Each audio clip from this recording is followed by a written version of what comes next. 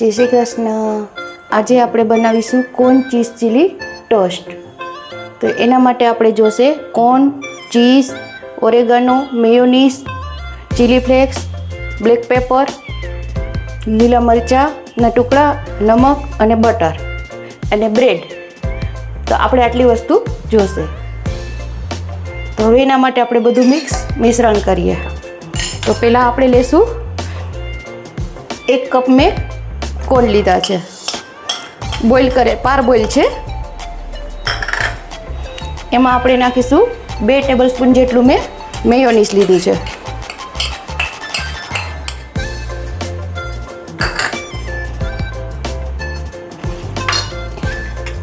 એમાં આપણે નાખીશું બ્લેક પેપર, જેટલું આપણે તીખું જોઈતું હોય એટલું. એમાં આપણે ચીલી ફ્લેક્સ નાખીશું 1/2 ટીસ્પૂન,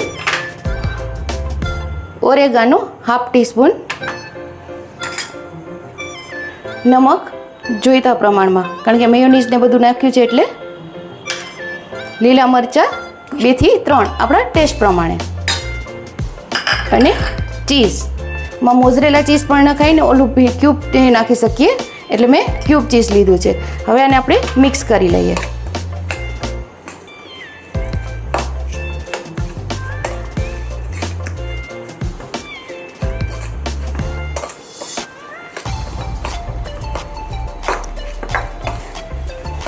કોર્ન ચીલી ટોસ્ટનું સેન્ડવિચ બહુ મસ્ત લાગે છે. ટોસ્ટ સેન્ડવિચ પણ આની બનાવી શકીએ અને ટોસ્ટ પણ કરી શકીએ છીએ. તો આને હું 5 મિનિટ જેટલો રેસ્ટ આપું છું.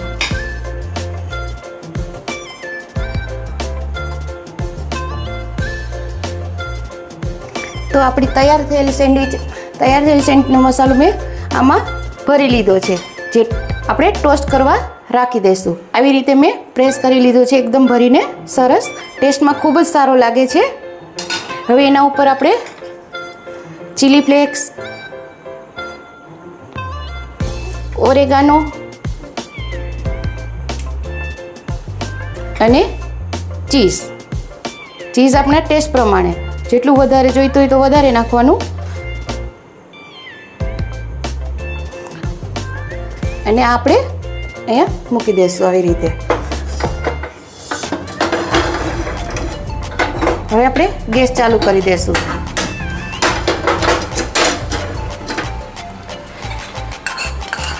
અને સાઈડમાં આપણે બટર નાખી દઈશું.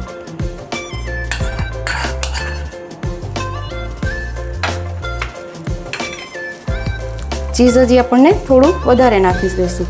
અને એના ઉપર ચીલી ફ્લેક્સ, થોડું ચટપટી હોય તો સારું લાગે. આમાં આપણે ચટણીની કે કંઈ જરૂર નથી પડતી. થોડો ઓરેગાનો ને થોડું બ્લેક પેપર, ને આને આપણે ઢાંકીને ચીઝ મેલ્ટ થવા દેશું.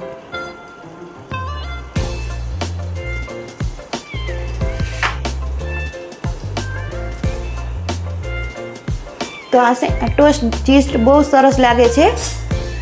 કોર્ન ચીઝ ટોસ્ટ સેન્ડવિચ તમે પણ બનાવીને ટ્રાય કરજો.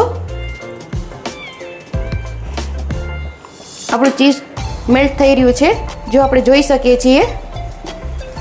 એને આપણે 5 મિનિટ રાખીશું સ્લો ગેસ ઉપર, નહીં તો બળી જશે. તો હું સર્વિંગ કરવાની તૈયારી કરી લઉં. તો આપણી આપણે ટોસ્ટ તૈયાર છે. ચીઝ કોર્ન સેન્ડવિચ આપણી તૈયાર છે. હવે એને આપણે પિઝા કટરથી, કેટલી ક્રિસ્પી છે આવાજ આવી રહ્યો છે. તો આ રીતે આપણે કટ કરી લઈશું.